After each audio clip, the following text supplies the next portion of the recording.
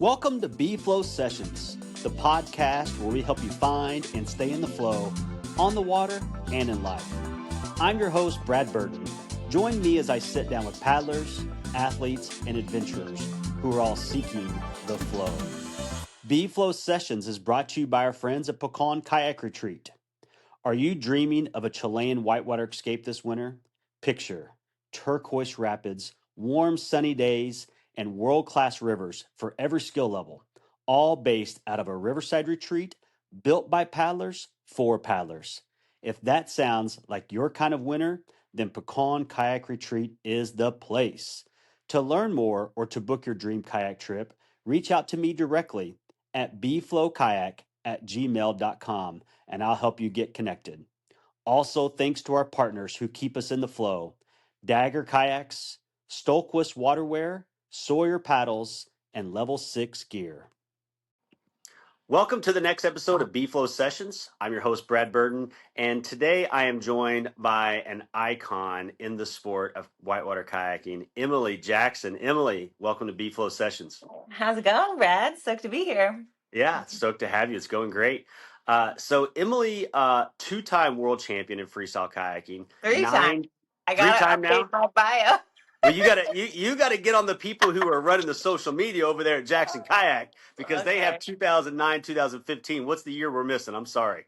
No, you're good. 2007 too. Yeah. So Okay, well, I mean, welcome in. somebody is not on the ball. I'm playing it cool. I'm like I dropped one off just to make So it's Yeah, all don't be. But nine good. times Teva GoPro Mountain Games. Oh, This I is the gotta stat. update that too. Do you want me to do my bio? Oh God, Yeah, I I don't mean, know perfect bio.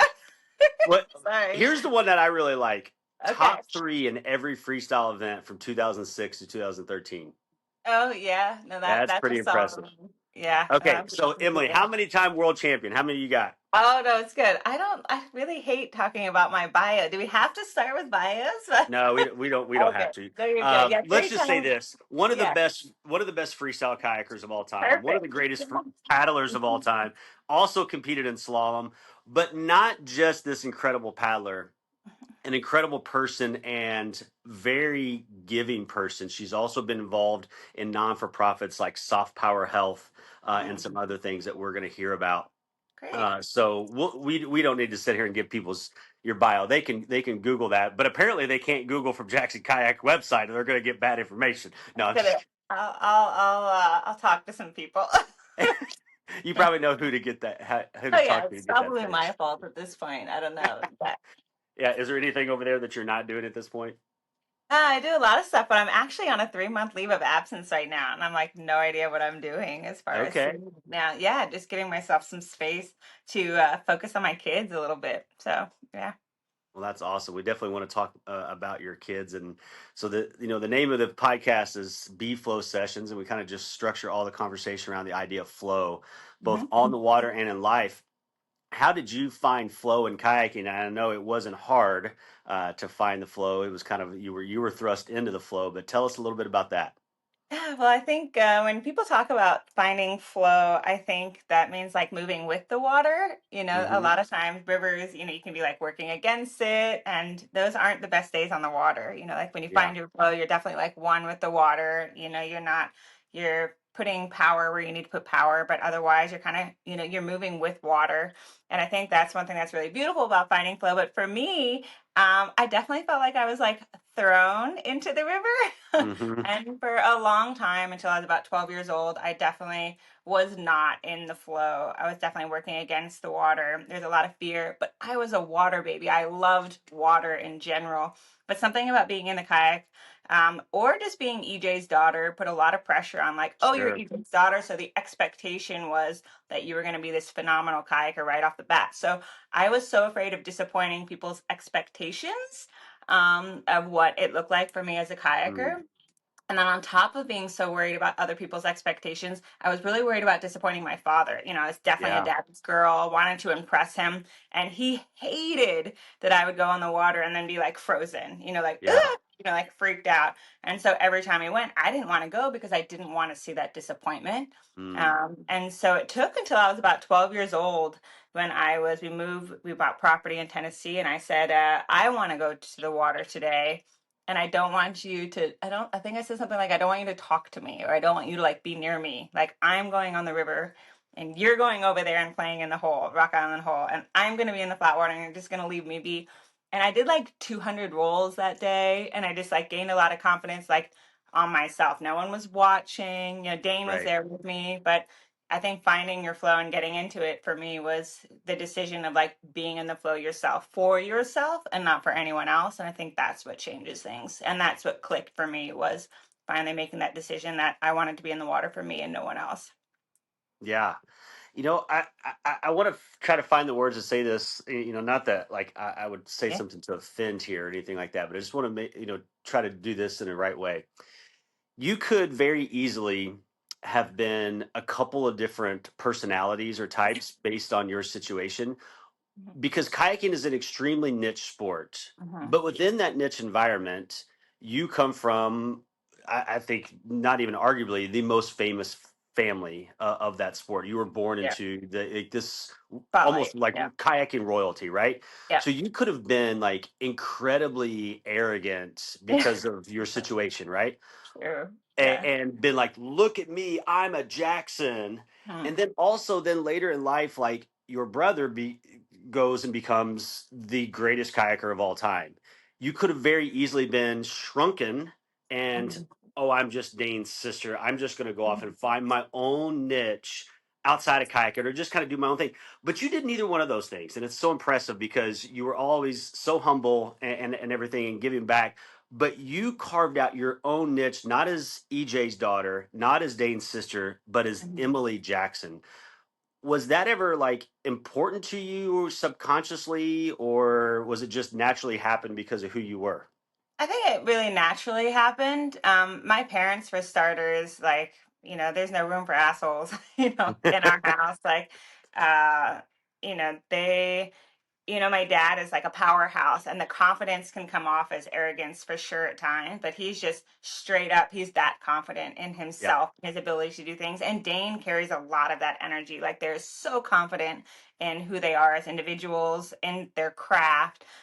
For me, I was definitely a little bit more reserved in that, but Hmm. at the same time, just being surrounded by them, a lot of that, I have so much confidence in so much of what I've done and been able to do, and it comes from just being surrounded by people that have such a strong sense of self.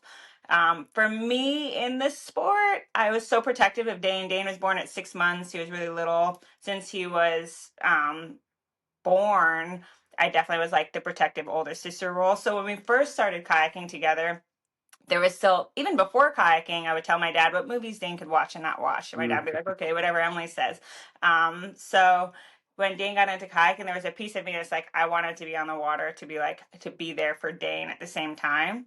And so I think that kind of helped me, one, find a space initially where it was like we were definitely a team. We were together, my brother and I. Like there wasn't like a separation. Dane got a lot more attention right off the bat because naturally he was like way more enthusiastic and a lot less concerned about being on the water, or scared, you could say. Mm, And not to mention he was teensy tiny. He was only 44 pounds when he was right. 11. Um, and so I just had this like protective older sister role. And I think that really helped me, continue to go onto rivers that I maybe didn't want to do or whatever else as well, because I wanted to be there for my brother initially. And then once I realized he didn't need me at all, I started making my own decisions a little bit more. But one thing that I learned that really helped was, as much as I love kayaking, I learned how competitive I was. And I've always been pretty competitive. And the competitive aspect of freestyle kayaking in the beginning really gave me somewhere where I felt like I could shine, or like, I was an okay kayaker, but I felt like I was a really good competitor. And so like I Mm, had a good head on my shoulders, I felt like I could draw up a ride and I could try to execute it. And I generally performed almost better than I was in training. It was just mm. like being put, on the spot. And as a young child, learning that, I think that's really what threw me into my own little niche. It's like, yes, I love kayaking and I go around the rivers and I do the things too, but I just really love that it's like you don't get to pick what time you go kayaking. You don't get to pick what the water levels is. You're dealing with these outside forces, and then you have to try to do your very best in those 45 seconds. So it's like very on the spot. And I really loved having the opportunity over and over again to like put myself on that spot. And that kind of gave me my own niche, as far as the kayaking went in the beginning. Yeah. Yeah. Mhm. What I love about that, and someone who competed in it as well, is it maybe surfing's like this, but you think about like gymnastics or diving, the the platform in which they're performing on isn't moving and changing and pulsing like it Mhm. is in whitewater kayaking. I mean, a gymnast has their routine, and that Yeah. floor is not going to move. Yeah. Where with kayaking, like we try to have a routine, but like you went Outside for forces. that tricky woo, and they're like you didn't land it. Now you're on the other side Yeah. of the hole where you can't do a loop. You've got to cartwheel back over to this spot to set Hmm. back up. Hmm. That routine can go out the window pretty fast, and the ability to adapt and have different moves and different types of features. Yeah, I And I think think, for sure, 100%. I think but it represents so much about like setting someone up for success like later on in life because that's just how life hmm is. We don't have yes, that stable platform in gymnastics. We have a raging river and we're trying to figure out what we want to do in the river, what we want to execute in the river. We're going to work with it. Some days you do, some days you don't. It's ever changing. So that's a cool thing. yeah, I talked to all my guests and just in life in general about how kayaking in the river is such a metaphor for life. Hmm. And whether it's running a class five, doing a freestyle event or life, I have a plan. This is what I want it to be. But at any moment, I know that things could go haywire and I've got to adjust Hmm. to either score the best, get down the rapid, or function in life the best, right? 100%. 100%. I fully agree. Yeah. Hmm. Well, who are your flow guides? I mean, obviously you don't have to look very far, but let's take it beyond your dad. I mean, there was points where maybe you and your dad, butted heads a little bit on the river. Other people that may have been mentors to Influence. you. Yeah. Um, yeah, I mean, so in the early stages, we lived here in Rock Island, so Clay Wright was on the water with us a lot. Um, and as far as like river running, my dad was just like, hey diddle diddle right down the middle, like general. He was like very broad, like he knew the rivers, but like Clay was like raised on the rivers. So as far as Yeah. like his history and a lot of the rivers, particularly in the southeast and really across North America, like he has a hmm lot of time and experience in the water. He spent a lot of time breaking down rivers for me or being like, we're taking Emily, I will take Emily, I will be. So yesterday on the Tallulah, he was like, do you know where you're going? I was like, I think so, but I'll follow you. So he's still very much so a guide for me as far as like influencing my river running side. He was very involved in taking me down a lot of runs. And my dad, I think, kind of like the pressure off of him because if Sure. Clay gave me a bad line, it was Clay. It's not me being upset with my father.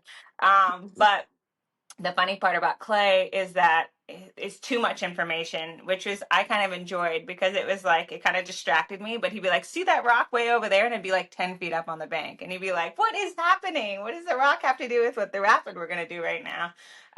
But he really helped me. Kind of find my space in river running in general and creeking and a lot of the harder runs I've done with him and I trust him fully. So that's been really good as far as influencing. As far as other people, when I first got into freestyle, we had powerhouses of females that were just like super gung ho. I don't want to say aggro, but they were like on fire. Yeah. We had the Nikki Kellys of the world. We had Ruth Gordon, Tanya Foes, and then there was a whole wave sport crew of ladies that Right. was like super gung ho, and they were all They were like a niche of them, and they were all competitive. They were all similar skill sets, and they would like be back and forth over who's winning, who's not. The Brooke Wingers, the Deb Rules, the just like strong females. Um, and so I grew up like watching these women like throw down. They were like Yeah. paddling, bigger boats. Back then they were all on the easies and then whatever Right. else. All these big boats hucking them end over end, which is pretty awesome. So I got to watch that, and that was like just cool to see because they were just like so strong. And I think that's hmm honestly what probably inspired part of the freestyle kayaking initially is that by the time I was 12, I was pretty weak. I didn't do a lot. Like we ran and we hiked and we did stuff, but it was like these women were like, they could take people down. They were like super strong and fit. And I was like, man, I want to be strong like them. And so Yeah. seeing them do that through freestyle kayaking definitely inspired me. And then my first real training partner was Ruth Gordon, who was a world champion in 2007 for freestyle kayaking from Canada. And she taught me just to have a lot of fun on the water. So it was like she was really good, but she was also the person saying all the really inappropriate jokes in the eddy right before you're trying to compete and doing all these things. And I just remember that impact on me, where it was like a ton of the women, head down, everyone was serious.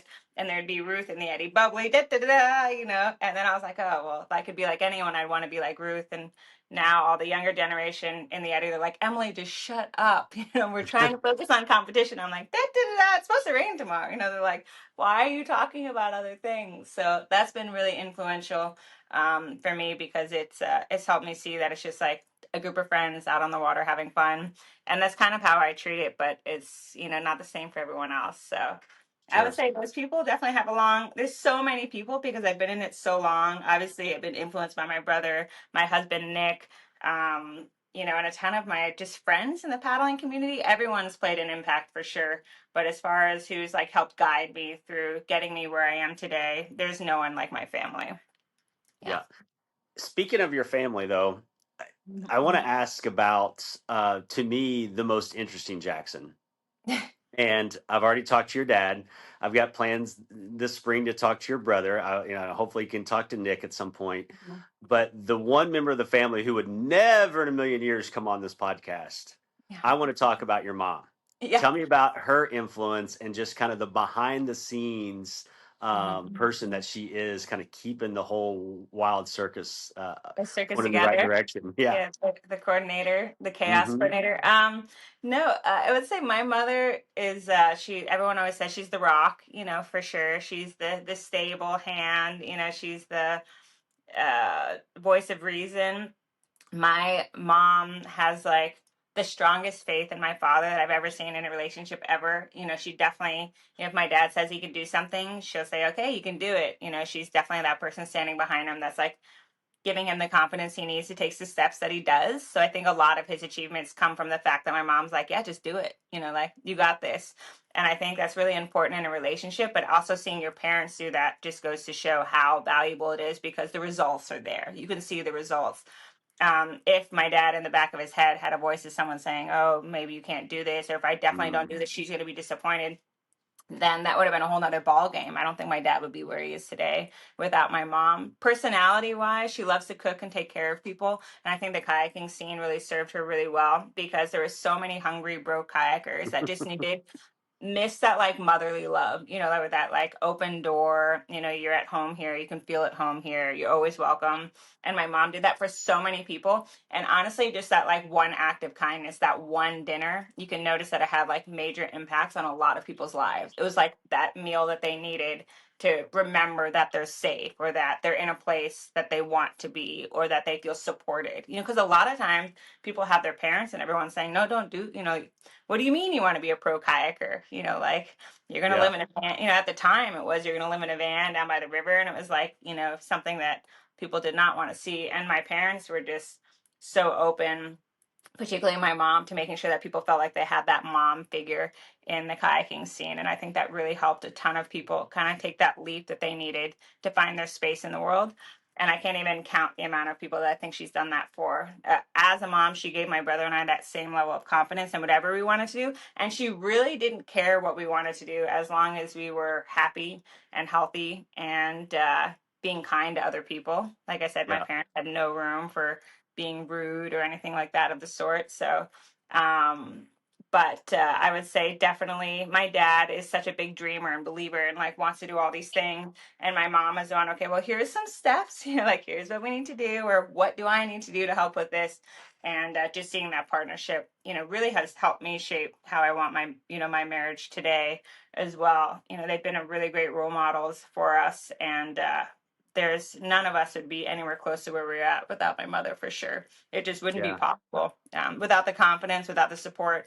And then also just knowing that even if we fail, we have, a hug waiting for us at the back end, so it doesn't matter at the end of the day, whether we win or lose. My parents, it was the same thing. They'd give us the same hug. The hugs didn't feel different. There was nothing different in the way that they loved us based on results. It was just they're just there to love us. And so with that kind of love and support, you really feel like you can take on the whole world.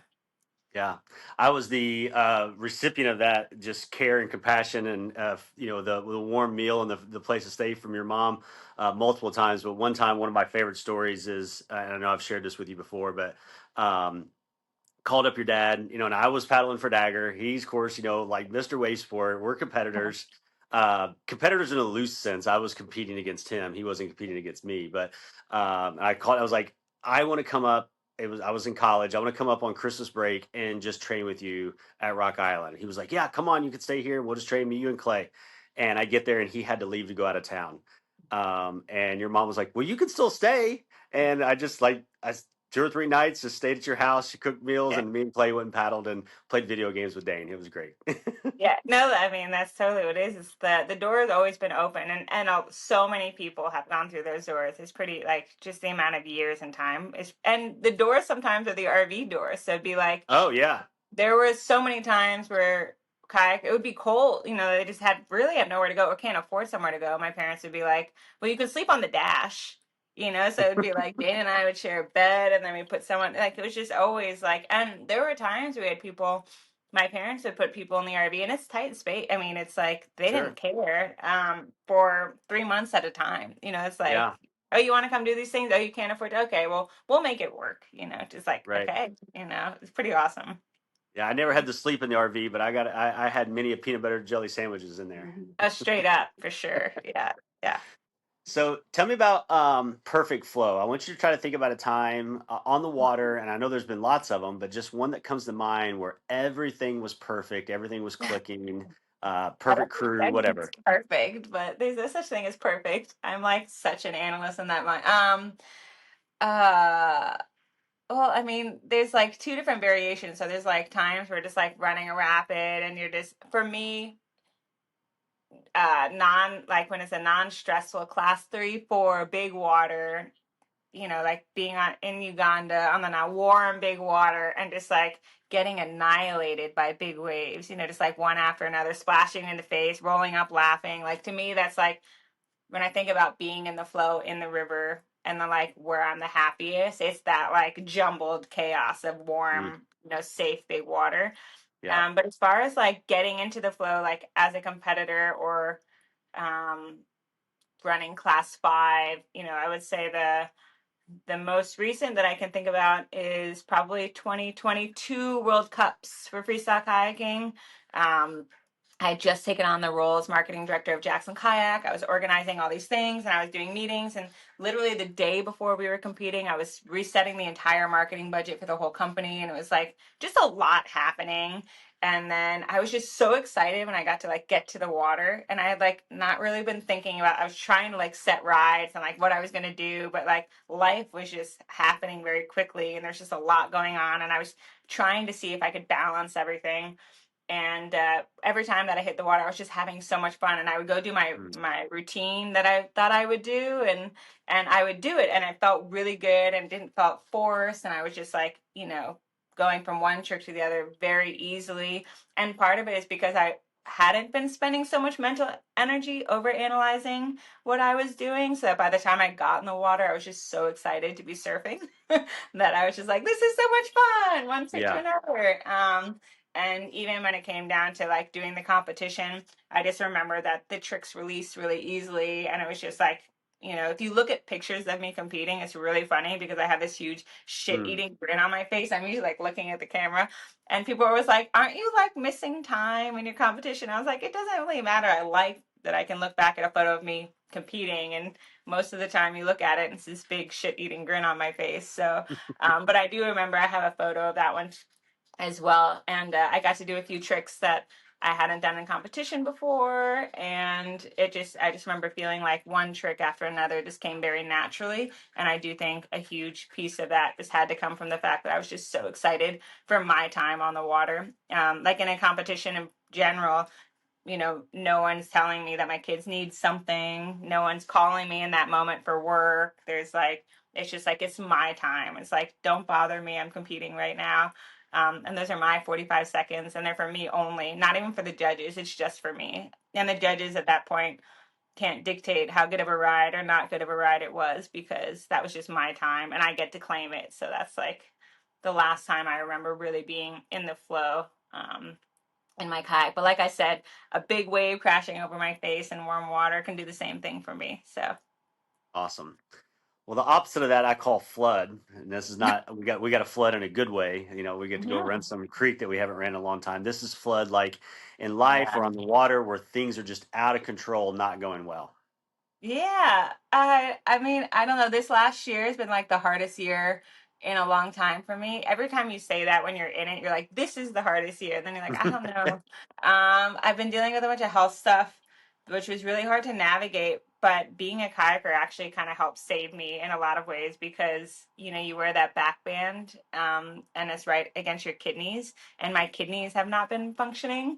And Mm. so I would go to the doctor. They're like, nothing's wrong with you. Nothing's wrong with you. And I was like, no, trust me, something's wrong. And then like 6 months of peeing blood and stuff. I'm like, no, trust me, something's wrong. You know, you're like, you know, and they're like, well, how would you know that your kidneys? And I was like, well, I wear a back band and it, like I go kayaking like 200 days out of the year and there's something that pushes right here and something is not right and it is not my back. Like I've done Mm. everything for my back that I could do and it is not my back. And they're like, it's probably your back. You know, the doctors didn't believe me. And so this last year has felt like a major flood because I had to like go up against, I spent over $100,000 in medical bills Oh my gosh. going in alternative routes because doctors weren't believing me. And the kayaking is what, or just recognizing and knowing my body and what it should feel like. And then on top of it, having a back band pushing against my kidneys really taught me, you know, that I was like, no, I know that something's wrong here. So trying to compete at like team trials last August in my freestyle boat and like having that pressure there is like a lot of times just getting in my boat in this last year has felt like a flood because Mm. physically I did not feel very capable and I would have really good days and then I would have bad days and it's been really interesting going to the world championships this year. You know, I'm taking 58 pills a day, Oh. and taking those and being in the water or like some days you feel really sick when you take them and some days you don't with no rhyme or reason. So for me, I'm just like, what do I need to, how do I navigate this? You know, like how, but I've just been taking it day by day. And, but the whole year has felt like kind of a major flood, but it helped me like, you know, it's necessary for us to move forward. Like there is no Mm. growth without conflict. It's one of my favorite quotes. And so like, this is my conflict right now. You know, thank goodness for me being in tune with my body and listening to myself and finding answers. And then on top of it, um, you know, I do think the kayaking aspect of it helped. Showing up in my kayak and still choosing to compete was a big deal, you know, because it would have been so easy to take a year off. But I was like, that's not me. That's not what I do. I go out there not necessarily to win. I go out there to have fun, and not being in my boat would be way less fun. So it's been Tell a me long that year. quote, say that quote again about conflict.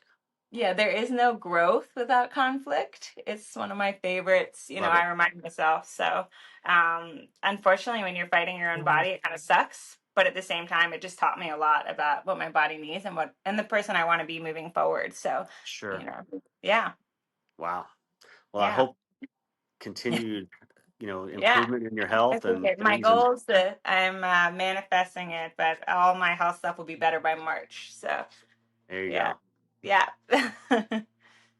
I also saw in your bio, I don't know, since you brought up March, just, unless that you got this wrong too, just in time for your birthday on March 13th. I mean, Yes, that's yeah. My birthday's in March. My goal was to have everything. I was diagnosed with lupus, something called SIBO, IC, and then I have black mold toxins in my blood. So, and so neurological impacts from that. So, for me, most of them, I'm knocking them out. I mean, I'm doing really well. So I'm pretty fired up. So I'm giving my same like competitive 100% dive in energy into getting better as I do with everything else. So it's been really good. But just good. stoked that I'm making progress. But yeah, getting in my kayak has just been like one of the biggest blessings, and also like sometimes like, oh my goodness, like what am I doing right now? I don't feel good. But that's the cool thing about competition and everything as well too, is that I had to show up even though I didn't feel good, and I'm so much prouder of myself for just going out in the water versus choosing not to. And it sends a good message to my kids that it's not about competing only when you think you can win. It's about showing up and competing in any aspect of where you're at is important. And so it's like, for me, that was just a good reminder. It's like, I don't think I can win today, but I sure as hell can push myself. Right. I can do better than I did yesterday. Let's do it. Yeah. That's awesome. Yeah. Um, I want to go now to current, Yeah. and I want you to talk to me about, I mean, obviously your medical stuff is very current, but maybe things that are going on with, I know you're taking a little bit of sabbatical away from Jackson, just, Yeah. to kind of recharge the batteries and focus Yeah. on things, but obviously you're still very, very much, Yeah. involved in the things there. Just Mhm. talk to us in general, maybe family, career, things like that of where things are right now with you. Yes. Okay, well, we can start. I guess we'll start with Jackson Kayak in general. So I obviously have worked there since we started it, in different roles and responsibilities. Currently, a year ago, just shy of a year ago, we acquired, or a little over now, I guess we acquired Werner Paddles, which is a really big deal. And we moved all the Mhm. manufacturing to Tennessee, which was awesome. Um, Manufacturing in the Pacific Northwest just got really difficult. And so it was really cool to see. We actually had builders from the Pacific Northwest move to Tennessee. So they live here full Wow. time now, like husband and wife couples. Like, it was just really cool to see the commitment of the employees at Werner and them fully moving to like opposite ends of the country Right. to stand by it, which is really awesome. And then in the last, yeah, in the last year, we bought Eddie Line Kayaks as well. And so we moved all the manufacturing out of Mexico and moved it all up back into, in-house in Tennessee. So there's been a lot of like wheeling and dealing. We definitely did, I was assisting with all the due diligence and like all of that over the last 2 years. It's been a long process of like getting to where we are now. And for me, my roles have kind of been shifting and moving and evolving. I started off as like a team manager way back when, and then I was brand manager, and then I was marketing director for everything and fishing. And then in the last 6 months, when we started acquiring more of the companies, it was like, do I want to become marketing director because it's really 5 companies total, because Werner Mm. owns Aloha, then we have Sparta Plastics, which is our plastics manufacturing business. And so there's all these pieces. And a few things dawned on me. One, my youngest is now 9, and so it's like I have 9 more years. So both of my kids are adults, and then Right. on top of it, just my day to day was getting very, very restricted with the amount of Mhm. time and space that I had in a day. So I demoted myself, which is a bit of an identity crisis. And it just wasn't really working because the ways that they wanted me to show up constantly was getting difficult. But I demoted myself and don't really know what my role is in its entirety at this moment, but I wear so many different hats at the company. For me, my passion is primarily and has always been in the whitewater aspect of it all. It's the Sure. community that I know the best, but I'm also a competitive angler, and I have competed in KBF tournaments and done other things like that too. So I was heavily involved in the fishing side. And then with Warner, I was a team athlete for them for 10 years before we bought them. So it was like very involved in the company, worked with their marketing, and Taylor Robertson and doing a bunch of stuff. So my hat right now might be community director, to make sure that we're really involving ourselves with the community in a way that represents who we are, and also make sure that we're supporting the community in the ways that we need to. But at the same time, I'm taking 3 months off right now because, I really want to knock these health things to the side. So I have Sure. the full energy and capability to show up at work in the way that they need me to, and for my family. So I don't know when I get back. We'll see how it goes. But it's been really fun to see Nick and Dane and Clay kind of step up, and Stephen Wright pick up little pieces, Alec Yeah. Voorhees picking up little pieces of the things that I was doing. It's been really good for them because it gives them opportunity to grow as well. Sure. And then my brother and I both own a small percentage of the company. So for Okay. us, it's about making sure that when I look at it, every kayak I see, and it's difficult. It has my name on the side of it. Like I actually genuinely care that Sure. everyone that in our products has the best experience on the day like best experience ever on the water. Like that's Right. what I want. I want them to come back. I want that retention. And there's Hmm. nothing like a bad day on the water that can really get people out, and they just don't Yeah. come back. And Yeah. so for me, that's if a paddle breaks and you swim. It was really interesting. I watched a lady, to be fair, she really ate it, on the very first rapid at Tallulah yesterday. She ran over a rock fully upside down and like saved her face with her paddle, and she snapped her paddle. But like in that moment, I had felt a full sense of responsibility to making sure that she continued to have a good day, because I was like, oh my God, her paddle broke. And now, Werner paddle or not a Werner paddle, I would say I still feel the same for anyone on the water. Like, I want that retention regardless of what kayak you're in, regardless of what like brands. I don't really care. Like, all kayakers, I just want them to have the best day ever. But on top of it, I was like, this woman I really want. So it's like trying to coordinate with her to get spare paddles in the back of my truck at the top of the stairs. And like, I spent some time there trying to help make sure that she had everything she needed to like go downstream if she chose. Um, and so for me, like that, how do I translate that into my role? I'm not really sure yet. But work wise, that's like, kind of what makes my heart sing. And that's where I notice that I'm most in tune with where I want to have the most impact is how can I make sure the most people that get out on the water, regardless of their craft, are having a great day? And what can I do in my job, to make that better, whether that's the R&D side, whether it's designing, whether it's how we're manufacturing the product, making sure it's lighter, all those little things. I care about all of it. So that's my job side of things currently. And I want to talk about that story real quickly. And I know in that moment, you were not thinking, if I take care of this lady, if I help her get back on the water, she's going to buy Warner paddles the next time out. This is a No, business. no, no. And please hear me, like that's Yeah, not a million, but yeah. because of who you are and your ability to do those things, that's what makes you so perfect in your role, because that lady will now go buy a Warner paddle. Yeah, at the same time, yeah, I definitely know for me, just like, I just want people to have a good day. Yeah. Right. And But I'm saying regardless, that yeah, yeah. mentality though makes you so great at what you do. Yeah, no, Yeah. so it's good. I'm trying to figure out what that role looks like at work now. Yeah. But we're figuring it out. Maybe I'll have an update for you eventually. But right now it's like refilling that cup up and showing up in the places I know I need to, which is honestly even doing more work for the company right now, which is making sure I show up for the community in the ways that I think is really important and hearing them.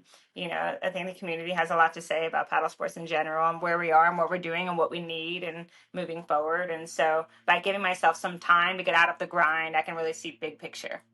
Yeah. Yeah, but my identity is definitely it's chaos because in the last year I quit being on one of the board of the U.S. Freestyle Kayak Committee. I was the vice chair of the Paddle Sports Trade Committee. I was marketing director for Jackson Kayak. Like that was like I worked with a business coach for 6 years. I've taken London Business School classes. I've done all these things. I was like committed. And then right now, it's like if I don't really shift and make sure that I'm like being true to myself and applying it to the work, then I'm going to do the work and then I'm going to lose sight of what the identity is. And I don't want to be caught in the grind. So I cut everything, which definitely, it is terrifying. It's really scary, especially when your identity feels tied up to it. But it's a good reminder that your identity should never really be tied up to any titles or anything else. So Let's eddy out and take a quick break. Do you need a break from the cold of a North American winter? Then let's head south to the best whitewater on earth at Pecan Kayak Retreat. Email me at bflowkayak@gmail.com to learn more about how you can take the ultimate paddling adventure in the heart of Chile. Now let's peel out and head downstream. What's downstream? What are your future goals? I know immediately right now you're focused on health and kind of kind of figuring that out. But yeah, I know you're super goal oriented, and that doesn't stop as you yeah, get older. So yeah, think yeah. about 5 years from now or something. What are you thinking? What do you want to do? Well, I'm figuring that out. But in general, it's taking a step back and thinking about like, what things do I get fully lost in? Like what are the Mm, things that I'm working on that I like lose track of time because I'm so like involved or passionate about it. The biggest thing for me historically that like really fills my cup up is philanthropy work, first and hmm foremost. Now kayaking has given me such a big platform for philanthropy work, whether it's American Whitewater, whether it's working with Soft Power Health. I've been a lifetime member since I was like 17, mm. so there's like all these things that it's like trying to figure out how do I engage or how do I support. And the kayaking has really got me to these areas to recognize environmentally what I can do to help support. Also working with different community groups like Team River Runner and different things, how I can support veterans. When I go paddle in Africa, it's working with Soft Power Health. I'm supporting the local communities in Uganda, and I go every year. I go again this year. But down the road is figuring out how can I use my voice, my platform, my energy, my time to continue to make someone's day or life just a little bit easier that might not have the same privileges or education or understanding or passions that I have. Because I really think having kids as well teaches you that without having them engaging in the outdoors, for example, it's really hard to tell my kids, you need to help me protect the elephants in Africa. Yeah, they can care, but do they really care? I mean, they don't have anything to like correlate. It hasn't impacted them personally. So why would they dive into becoming environmentalists on XYZ, without them recognizing that it's like, we love these rivers. Well, there's nothing quite like loving a river and having it taken away from you. Like once Right. that happened to you once, you never want that to happen again. Like, Yeah. it's a pit in your stomach that just does not go away. It's like grieving and losing someone. Yeah. Um, there were sections of the Nile that was like that for me. There's like a piece of me that is like gone with, the sections of the White Nile. And so for me, recognizing and feeling that pain, I think is really important in like driving and what we can do moving forward. So philanthropy work is a really big passionate one for me, and using my roles at Jackson Kayak, because we have the Jackson Kayak Foundation. We do a lot of really good work with that. Yeah. With Rios to Rivers, we get involved in a lot, generally I'm like, well, I can't financially support this, but I'm going to find a way for us at the company to like work with you. And I don't know what it looks like yet. You can have the full use of my marketing team, hours of my time, but we're going to do something. And usually just that, like by saying that, instead of ever saying no, like the partnerships evolve into something very big, or we get a Yeah. grant for something and we can funnel it in. And it's taught me just to say yes to opportunity, for giving back. No matter what, it's giving back. I've fostered like 100 dogs over the last 6 years. Really hard to give them away. But it's like, that's like, where I go to bed at night and I wake up and I feel good. Like I feel very aligned when I feel like I've helped end some form of suffering in one way or another, or I've helped make something a little easier for someone else. And I do feel that pride when someone gets into our boats that we've designed and stuff too, and their kayaking felt a little easier. So I try to carry that into everything that I do, is like, what can I do to just make someone's day, or make someone's experience, or make the environment, or make this dog, or make this stray kitten, like all those things. Like, can I just help it just a little bit?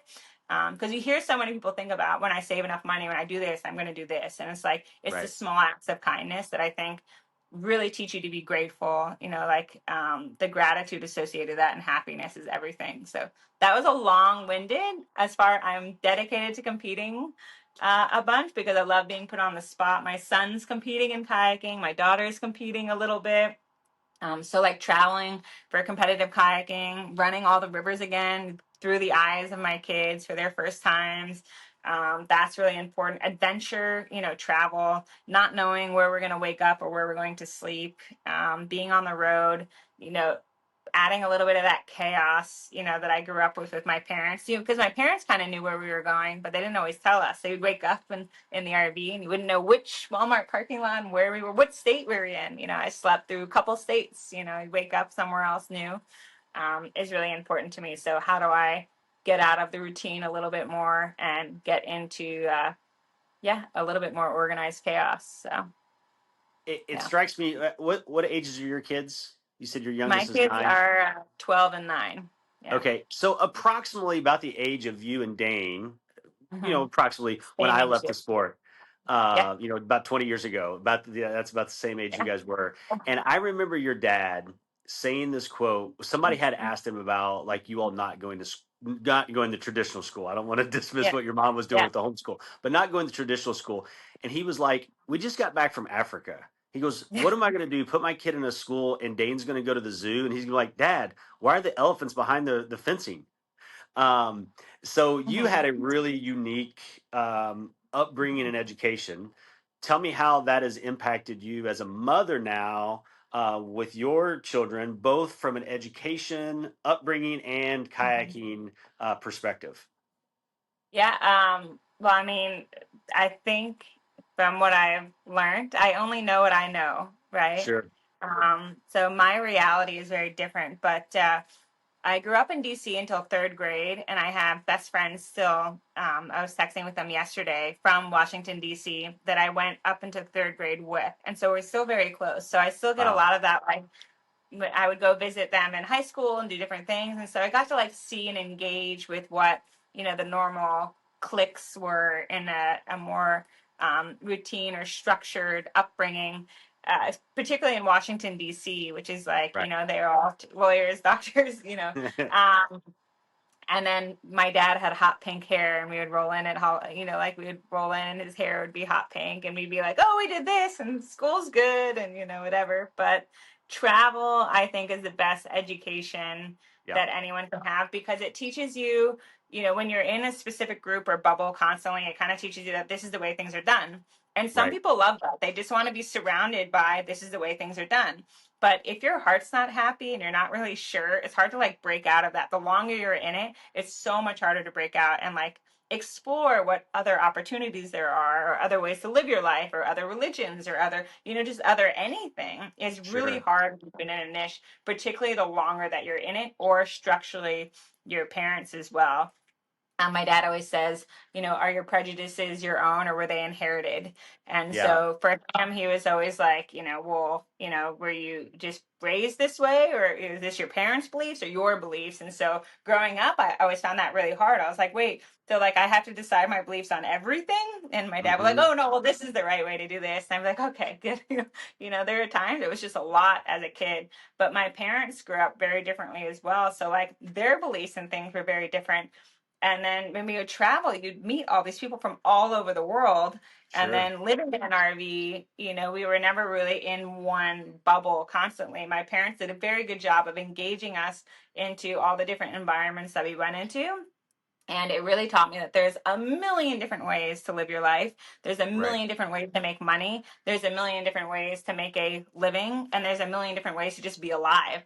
And Right. so with that, it's like, well, how can I determine what I want my kids to be or who they want to be without giving them the same opportunities to be like, oh, but you haven't met so and so in this area of the world. Wait till you see what they do, Hmm. and then they get to meet people truly passionate about what they're doing as well. And I think that's everything. It's just finding bubbles where the kids get to see people passionate about just about everything, whether it's biology, whether it's kayaking, whether it's, my daughter is like bouncing between being a vet all the time and being an artist, and you're just like, okay, whatever you want to do. So we get to hang out with, I have good friends that are really good artists. And so she gets to hang out with them and do art with them. And then, at the same time, I know a bunch of people that have worked in biology or a ton of people that work in environmentalism. And she's like super interested in what they're doing. And they get to teach her and talk to her with true passion for what they're doing Hmm. instead of like one teacher who's passionate about teaching but may not be as passionate about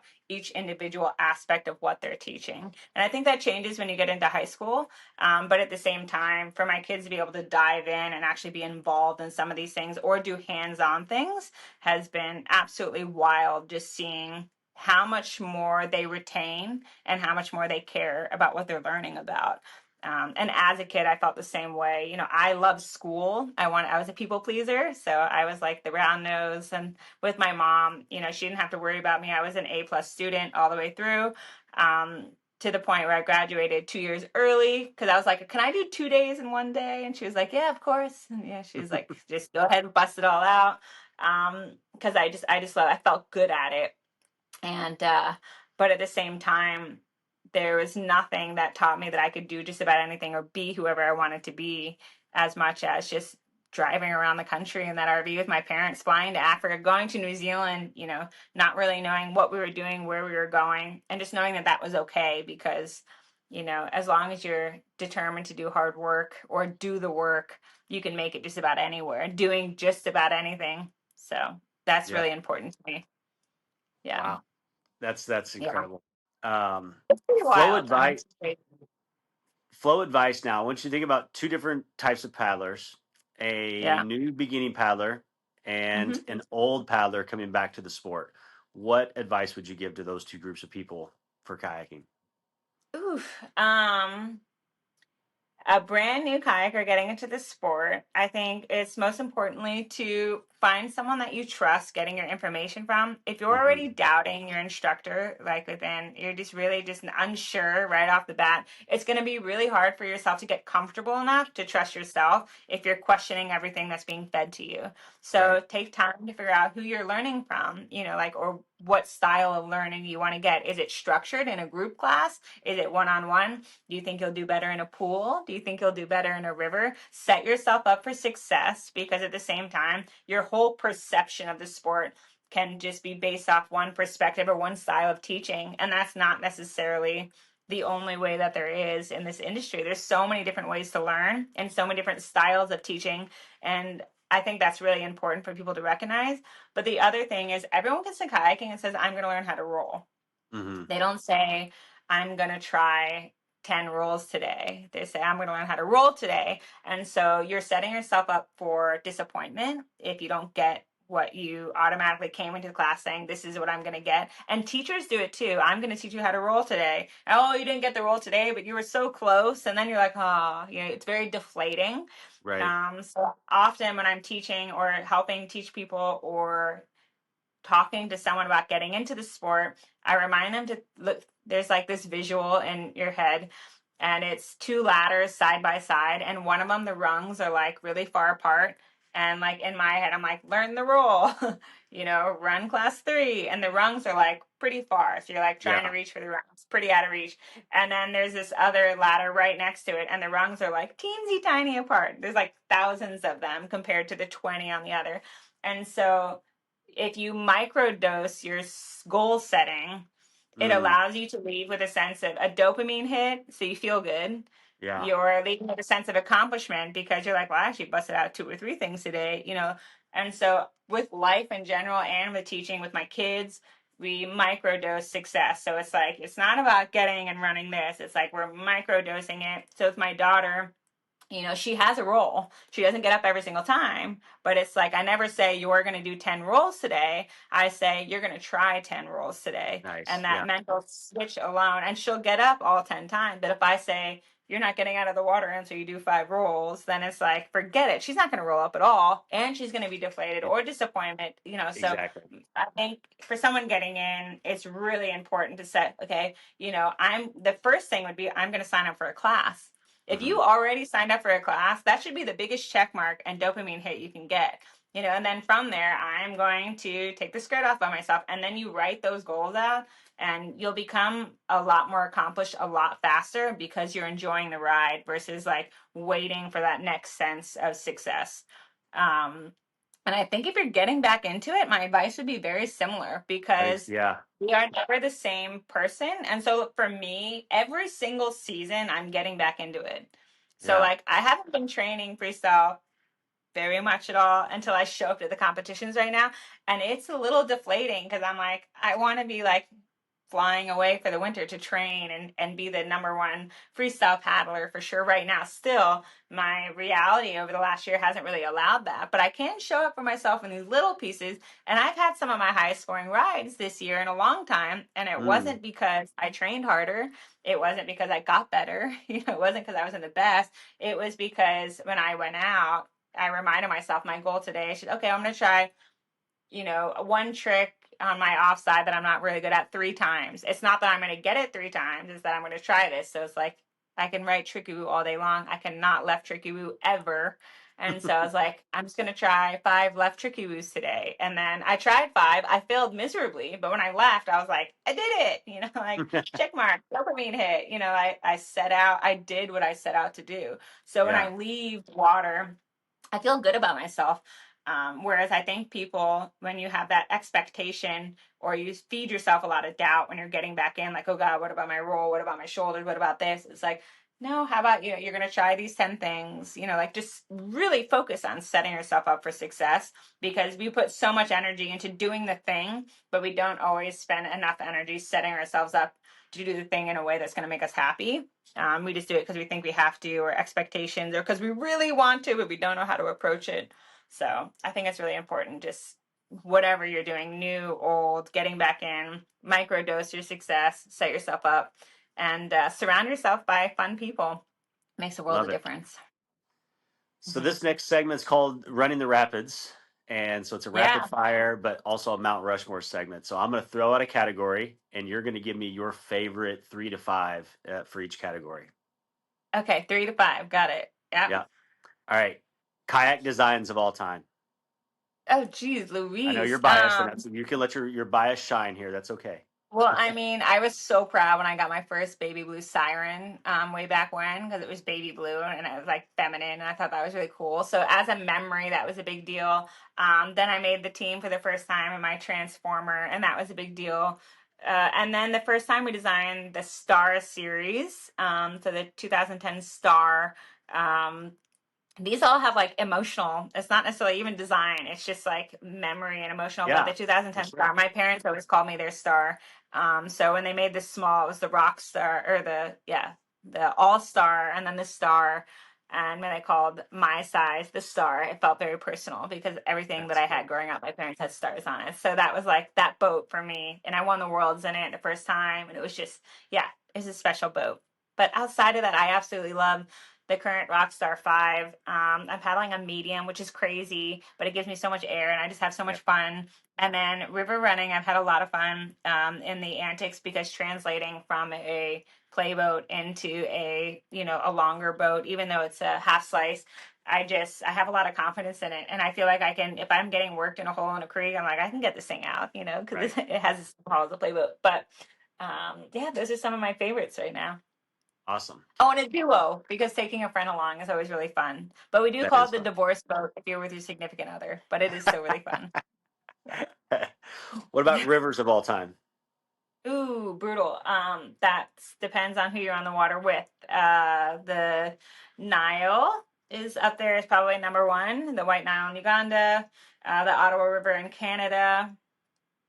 Oh my God. Skookumchuck Narrows isn't a river, but it's a wave. It's just magical place. And then I've just too many rivers to choose from. I mean, the Alsaceca River, just being in the jungle with my family was so much fun.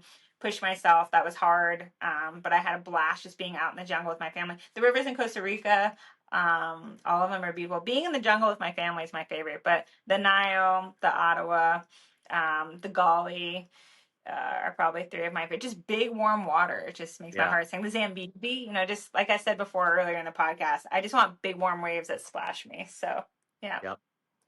That's some of my yeah. favorites too. What about um, a rapid play spot, something like that? Just like one you Ooh, mentioned, Skookum rapid Chuck. or quick shot. Yeah. Yeah, but Skookum Check's fantastic. Obviously, it's not no longer there, but my favorite wave was the Nile Special in Uganda. That was definitely my favorite wave of all time. And then Skookum Check is definitely a favorite wave. Really, the wave down in Columbus, Georgia, at the right levels is so Mm, much fun. Great wave. As far as holes go, some of my favorites, down in Argentina, the San Juan. It's just warm, beautiful, fun, super fun, great setup.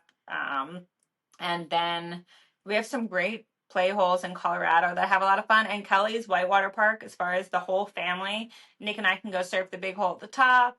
The kids are surfing the middle hole. We're surfing on surfboards. It's just a really great, like, feature rich environment. So Kelly's Whitewater Park for sure. Yeah. very cool. You don't have to look very far maybe to find some answers to this one, but I want to challenge you to pick somebody that you're not related to. Kayakers of all time. Oh, like top kayakers of all time? Yeah, in your opinion, or just your favorites, or like I said, I know you That's could just just look at a family that's tree just for that, but rude. That is just rude. Well, everyone's aunt and uncles in my family, so like Clay's Uncle that's true. Clay. That's You true. know, Or how that's about that's blood related? Not blood yeah, related. okay. Well, Nick's not blood red. He's my favorite Well, kayaker of all time. I he know. is Okay, so for sure. all Come on, right, all right. stop being difficult. Okay. No, I'm just kidding. Yeah, no, that's me. I like being difficult. Let's see. Well, obviously, my training partner, Ruth Gordon, is one of my Mm, favorite people of all time, favorite kayakers of all time. As far as like inspiring, I always thought Nikki Kelly was incredibly inspiring. She was just so strong and so fierce. Um, I think I'm gonna go female route just because I think there's a do lot it. of I ladies love it. out there. Yep. I think one that as far as inspiring for me, but like soft spoken is Risa Shimoda. Like she Mm, ran the section below oh my god, what's the waterfall? Niagara yeah. in a squirt boat. Like, Right. The Niagara yeah, Gorge. that's Yeah. kind of insane. Yeah. That's just Yeah. wild. It's just completely wild when you think about it. Like I would never do that in a million years. And then, there's Tanya Schumann, which is so much fun. She's Mm, just so much fun ever. She went, such a strong paddler, committed to the circuit for a long time. Uh, oh my goodness. As far as I feel like I'm going to forget so many. I mean, there's Jessie Stone, yeah. has been dedicated to the sport for a very long time. And she's never been at the top of the podium, but she trains harder than anyone that I've ever met. And then at the same time, she's given back more than anyone I've ever met in the sport. And that Yeah. is just super inspiring. Right now, there's a lot of young girls coming up that are great. I mean, you have the Ottilie's and the Abbeys and the Sages that are like pushing hard to do well, and it's really fun to watch them. I'm not like, oh, I want to keep up with you, but I'm watching them. I'm like, okay, yeah, let's Hmm. go. I still like to put the pressure on them when I can. Man, there's just too many. It's Well, brutal. That's like picking I your mean, it's like favorite. I asked the I has asked the hard hitting important questions here Yeah, on B I Flow know. Sessions. I don't throw I know, softball but here. when we hang up, I'm gonna be like, oh my God, this person and that person and this person. But as far as who I was competing against, there was a ton. One of my favorite people to paddle with right now is Anna Bruno, just because she's run a lot of really hard creeks. She's really good at freestyle. She's just well rounded. But I would say in general, if you were to tell me like three of the most influential and the greatest kayakers and people that, like, for me, I just remember being powerhouses. And I'll say not female anymore, but it's like I grew up with my dad pushing with Jake and Cade, and that was really fun to watch. They just like the two of them were just like back forth, like pushing each other hard. And that was the relationship that I tried to carry with Ruth Gordon. Um, and then from there, there's been too many people for different reasons to really name. But as far as for me, Clay Wright will always be up there as well. It's just Of like course. one of the most, not in freestyle, but as far as his impact on the sport goes beyond what most people will make. I mean, he designed the freaking loop, so Right. I mean, it's pretty crazy when you think about it. So, Yeah. but if you were to pick every 3 years, there's like someone else at that time. So it's crazy how many different pockets. But one thing that I find really, I don't want to say frustrating, is when you talk to some of these young people, even like Abby or Ottilie, and you mention like a Nikki Kelly, and they have no idea who they No are. idea. I'm like, what? I was like, what is wrong? Like, how do you not know? They shaped everything. So I'm finding that as I'm getting back into the sport, I've got a group of local paddlers here, and we'll meet. We have a wave here in Louisville, and we'll meet, and I'll talk about like designs from the early 2000s or paddlers, and they're just like, "Huh?" And I'm like, "Oh yeah, you guys have no idea what I'm talking about." yeah, the attention span short, like the retention on like names and whatever, which actually really goes to show. And one really important quote that I think that I carry through often, and what I tell my kids is, no one ever remembers how well you did, like in a competition. No one remembers. You couldn't tell me who got third place at the World Championships this year. Honestly, I would have to like think about it, and I was there. Right. Like it would be hard for me to like But tell they you right this remember second. how they felt when they talked to you. But you can That's what they always remember. remember how someone made you feel. And so, like, Exactly. at a competition, that's really important. Whether you win or lose, that moment of how you can engage with someone is the most important. And so, for me, when we think about the greatest kayakers of all time, I just really think about how different people made me feel. And as a kid, there's a lot of people that made me feel very, very loved and supported. And it was such a tribe. And then as a competitor, there's a lot of people that taught me how to become the competitor that I wanted to be. And so, or just a kayaker I wanted to be. So I think it's really hard for me to label those things because there's just been so many wonderful people in this community. Yeah. There are. It's such a great community. The last Yeah. question. This is the real tough Uh-oh. one. Final flow. Yeah. All right. Hmm. So Mother River has come down, and they said you've got 1 day left on the water. That's the bad news, but the good news is you get to go anywhere in the world, be on any river you want. You get to be on any boat you want, and you get to pick who's with you. What's your final flow? Brutal again. Oh my goodness. Can I just take everyone with me? Okay. I am running the day one and day two section of the White Nile. I am paddling my Rockstar. My entire family is with me. I won't name the Dane, Dad, Nick, Tucker, Parker. My mom's probably with us in a ducky, and my brother Casey, who's 70, he'll be with us too. He'll be mad at me that we put him on the Nile, but he'll be with us. And then as far as like kayakers that are with us, Ruth will be there, Jesse Stone will be there, Alec Voorhees, probably Mason Hargrove, Hayden Voorhees, um, Courtney Karen. Oh my God, there's so many. The whole Hargrove family, because they're just so much fun, will be there. All the Voorhees will be there. Connor Voorhees, Anna Bruno. I'll bring some of Nick's friends. You know, there'll be the Joels, the Raffas. It'd be a party. Oh my God, it just keep going. I'm thinking about each group. Yeah, I mean, it'd be a wonderful day. It would be all of our friends, all of our really close friends. They know who they are. I don't need to list them all, but the people that I Yeah. text, you know, constantly, the Seth Ashworths and everyone, they'd all be there. My Ottawa crew, my old school crew, Uncle Clay, you know, we get Andy on there too. Clay's Andy. So yeah, it'd probably be 50 people. There'd be 50 people on the water, and we would just be a huge barge of kayakers going down the White Nile, and then we'd end it drinking Nile specials at Nile Special until sunset, which is what we used to do until the sun went down. Just sit at the waves, surf, party surf until the sun was gone. So that would be the day. That sounds pretty magical. Well, Emily, thank you so much for being on B-Flow Sessions and continuing to do everything you do in the sport. And best of luck on your health journey and everything that you're Yeah. going through there. And I know you're going to get through it coming out the other side. Yeah, no, for sure. It's just another thing. I'm getting stronger. I'm way more educated now, so it's great. You know, I learned a lot. And yeah, no stuff. Thanks for having me. Great conversation. So, oh, of Yeah, course, you absolutely. too, Brad. You can come I join the can party come. barge too.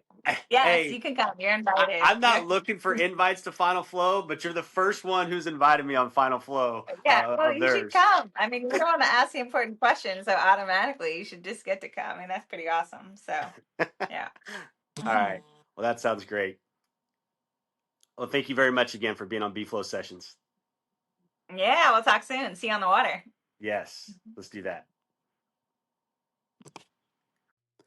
Thanks for tuning in to another episode of B-Flow Sessions, where we explore how paddlers find their flow on the water and in life. If you enjoyed this episode, please follow the show, leave a rating, or share it with a friend. It truly helps us grow the community. And a huge thank you to Pucón Kayak Retreat for sponsoring today's episode. If you're ready for a world-class Chilean whitewater adventure, email me at bflowkayak@gmail.com and I'll help you get dialed in. Until next time, keep finding your flow.